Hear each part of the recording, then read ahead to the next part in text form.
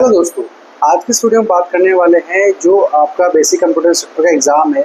आपको पता है कि एक महीना आपका एग्ज़ाम हो रह चुका है और अब क्या है कि लास्ट टाइम में आपको अपनी कमर कस लेनी चाहिए, क्योंकि अगर आपने इस लास्ट टाइम में इस एग्ज़ाम के प्रति अगर आपने सीरियसनेस नहीं दिखाई तो ये एग्ज़ाम भी आपके हाथों से निकल जाएगा। फिर आपको पता नहीं गवर्नमेंट कब वैकेंसी निकालेगी, कब ये वैकेंसी आएगी और कब न जाने क्या होगा। तो हमें फ्यूचर का कुछ नहीं पता, तो इसलिए आज हमारे पास में इस वैकेंसी के लिए पर्याप्त समय है। अगर जो इंसान सीरियस होकर इस एग्ज़ाम की तैयारी कर रहा होगा तो उसने लगभग 50-60% तो इसका कोर्स आराम से इजीली कर लिया होगा। यानी कि उसको जो मोटा मोटा जिस सब्जेक्ट के बारे में नॉलेज होनी चाहिए वो तो उसने जानकारी कर आराम से कर ली होगी।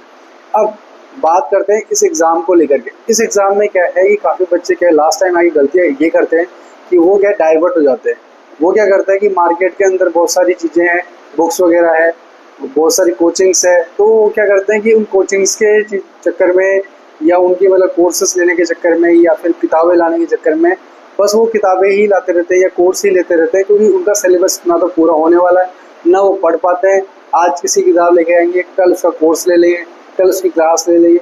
तो ऐसा करने से ना तो आपका कोर्स पूरा होगा और ना ही आपका इस एग्ज़ाम में सिलेक्शन होगा। आपको ये पता है कि आपके इस एग्ज़ाम के अंदर 40% का क्राइटेरिया है, तो दोनों पेपर में आपके 40 नंबर आने चाहिए। यानी कि अगर पेपर फर्स्ट में भी अगर आप 70 नंबर लेके आ जाते हो और पेपर सेकंड में अगर आपके 40% नहीं आते तो भी आप फेल माने जाओगे इस पेपर के अंदर। तो आज हम इस वीडियो में मोटी मोटी जो बातें हैं इस एग्ज़ाम को लेकर के वो करने वाले हैं। तो आपको इस वीडियो को पूरा ध्यान से देखना चाहिए। आपको मेरी कोई बात बहुत अच्छी लगती हो, आपको समझ में नहीं आ रही हो, फिर भी इस वीडियो को दोबारा आप देख लेना। फिर उसमें जो पॉइंट मैंने आपको बताया उस पॉइंट को आप नोट डाउन कर लेना और आप अपनी स्टडी में उसको अप्लाई करना। आपको 100% उसका रिजल्ट मिलेगा। बात करते हैं शुरुआत में कि इसका जो सिलेबस है, आपको पता है सिलेबस इसका बहुत बड़ा है। ठीक है, पेपर फर्स्ट का भी सिलेबस है जिसके अंदर मैथ, रीजनिंग, जीके है, और पेपर सेकंड के अंदर भी आपको पता है कि जीके के अलावा यानी कि जो पेडागोजी है, मैथ है, उसके अलावा आपका जो कंप्यूटर का पार्ट है वो काफ़ी बड़ा पार्ट है। तो इतना सारा पढ़ना एक महीने में पॉसिबल है नहीं। पर अब बात करते हैं इस एग्ज़ाम को लेकर के, क्योंकि इस एग्ज़ाम में जो पिछली बार जो हमने एनालिसिस किया था उसमें क्या था कि कुछ टॉपिक ऐसे थे, कुछ सब्जेक्ट ऐसे थे जिनसे आप पूरे मार्क्स लेके आ सकते थे। तो अगर पहले एग्ज़ाम को देखें, अगर उस टाइम पर अगर हमें ये बताने वाला मिल जाता या हमें कोई बताने वाला इस तरीके से होता कि आपको सिर्फ ये सब्जेक्ट ही पढ़ने, ये टॉपिक ही पढ़ने, तो हो सकता था कि वो एग्ज़ाम उस टाइम पे क्वालिफाई हो जाता। तो अब वो जो गलतियां हमने पिछली बार दोहराई थी वो गलतियां इस बार हम ना दोहराए। तो मेरी तरफ से हर स्टूडेंट के लिए राय है कि भाई आप इस एग्ज़ाम को एक बहुत सीरियस तरीके से लें, क्योंकि इसमें आपको पता है कि आपके फॉर्म 1.25 लाख के आसपास फॉर्म आए और आपकी कैटेगरीज के फॉर्म आपने देख लिए होंगे, आपको किस किस कैटेगरीज में कितने कितने फॉर्म्स आए। अब बात करते हैं इस एग्ज़ाम को लेकर के। तो इस एग्ज़ाम में जो पहला जो पेपर है उसके अंदर बड़ा रोल है आपके मैथ और रीजनिंग का, फिर पोर्शन आता है जीके का। ठीक है, जीके आप ऑलरेडी हर एग्जाम में पढ़ रहे हो, मैथ रीजनिंग भी ऑलरेडी आप हर एग्जाम में पढ़ रहे हो। तो मैंने पिछली वीडियोस के अंदर पेपर फर्स्ट और पेपर सेकंड का डिटेल में एक्सप्लेनेशन करेगा कि पेपर फर्स्ट में आपको कौन सा सब्जेक्ट पढ़ना है, पेपर सेकंड में आपको कौन सा सब्जेक्ट पढ़ना है। मैंने डिटेल एक वीडियो बना रखी है, आप जाके उसको चेक कर सकते हैं। अब बात करते हैं इस एग्ज़ाम को लेकर के कि इस एग्ज़ाम में हमारे जो 40% मार्क्स है वो कैसे हैं। तो पेपर फर्स्ट है, ठीक है, पेपर फर्स्ट में आपको पता है कि आपके मैथ और रीजनिंग है। तो मैथ और रीजनिंग यानी रीजनिंग ऑलमोस्ट आप आराम से कर सकते हैं। मैथ के कुछ टॉपिक्स है तो उनको आप क्या करें, मेरी पुरानी वीडियोस में जाकर के वो देख सकते हैं कि मैंने कौन कौन से टॉपिक्स आपको मैथ में बता रखे हैं, तो उनको आप वहाँ से कवर कर सकते हैं। अब इस वीडियो में हम मेन मुद्दे की बात ये करने वाले हैं कि अब ये जो 30 दिन हमारे पास में बचे, इस 30 दिन को हम कैसे यूटिलाइज करने वाले हैं। अब इस 30 दिन में क्या है कि आपको वो पढ़ना पड़ेगा जो एग्ज़ाम में आपको सिलेक्शन दिला के जाएगा। इतना सारा सब कुछ ग्रंथ लेकर के, इतने सारे नोट्स लेकर के उससे कोई फ़ायदा नहीं निकलने वाला, आप पढ़ भी नहीं पाओगे और ना आपका सिलेक्शन हो पाएगा। अब लास्ट में सबसे पहले चीज़ आपकी टेबल पे आपका सिलेबस होना चाहिए। सिलेबस में आपको टू द पॉइंट आपको पता होना चाहिए कि आपके सिलेबस में यूनिट वाइज जो दे रखा है आपको पता होना चाहिए कि मेरी यूनिट में जैसे फंडामेंटल ऑफ कंप्यूटर यूनिट की मैं एग्जाम्पल ले रहा हूँ कि उसमें कौन कौन से टॉपिक है जो आते हैं।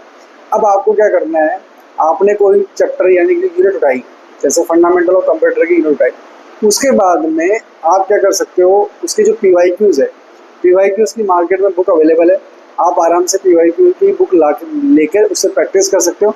और आप क्या कर सकते हो, जैसे आपने यूनिट पहले निकाली जिसमें फंडामेंटल ऑफ कंप्यूटर है, तो आपने क्या करा, पिछले साल के जो पेपर्स उस टॉपिक से पूछे गए हैं आप उनको अच्छे से डिटेल में पढ़ लो, अच्छे से डिटेल में उसके एक्सप्रेशन पढ़ लो, उसको रिवाइज कर लो, ठीक है। तो ऐसे करके आप अब इस एग्ज़ाम में अपनी जो 40% मार्क्स का जो क्राइटेरिया ना, फालतू में किसी के नोट्स निकलवाने की कोई जरूरत नहीं है, फालतू में किसी कोई कोर्स लेने की जरूरत नहीं है।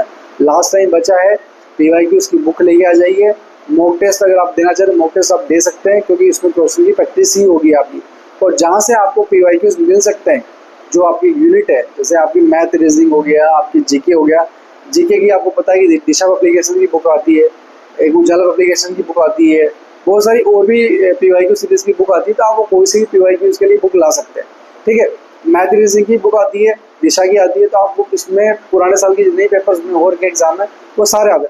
तो अगर आप उन एग्जाम के जो पिछले साल में पेपर हुए हैं उनको भी अगर PYQ को अच्छे से प्रैक्टिस भी कर लोगे तो आपके इस एग्जाम में अच्छा स्कोर हो जाएगा।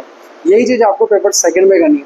पेपर सेकंड के जो PYQs है आपको मार्केट में बुक अवेलेबल मिल जाएगी, आप उसको लेके आइए और उसके PYQ सॉल्व कीजिए। आपको अगर कोई भी अगर समस्या आती है, कोई भी डाउट आता है, तो आप मेरे को कमेंट सेक्शन में कमेंट कर सकते हैं। मेरा टेलीग्राम का चैनल है, उसको आप ज्वाइन कर सकते हैं। आपको इस एग्ज़ाम के रिलेटेड कोई भी टॉपिक में कोई दिक्कत है, आपको कोई नोट्स की PDF वगैरह चाहिए, आपको वो टॉपिक समझ में नहीं आ रहा है, आपको कोई स्ट्रेटजी चाहिए मेरे से कि सर इस एग्ज़ाम में लास्ट टाइम मेरे पास बचा है, मुझे कैसे इसको क्वालिफाई करना है, आपने कितना पढ़ लिया, तो हर बच्चा मेरे से डिस्कस कर सकता है इस एग्ज़ाम के बारे में, ठीक है। तो आज के वीडियो में हम बस यही डिस्कस करने वाले थे कि भाई आप एक स्पेसिफिक कंटेंट को लेके पढ़ाई करें, लास्ट के जो PYQs है उनको अच्छे से सॉल्व करें। अगली वीडियोज़ के अंदर हम एक बहुत अच्छी रणनीति बनाने वाले हैं, जिसके अंदर आपको मैं ये बताऊंगा कि आपको जो पेपर फर्स्ट है और पेपर सेकंड में अगर आप वो टॉपिक भी अच्छे से पढ़ के चले जाते हैं किस एक महीने के अंदर, तो आपका पेपर 1 भी क्वालिफाई हो जाएगा और पेपर 2 भी क्वालिफाई हो जाएगा।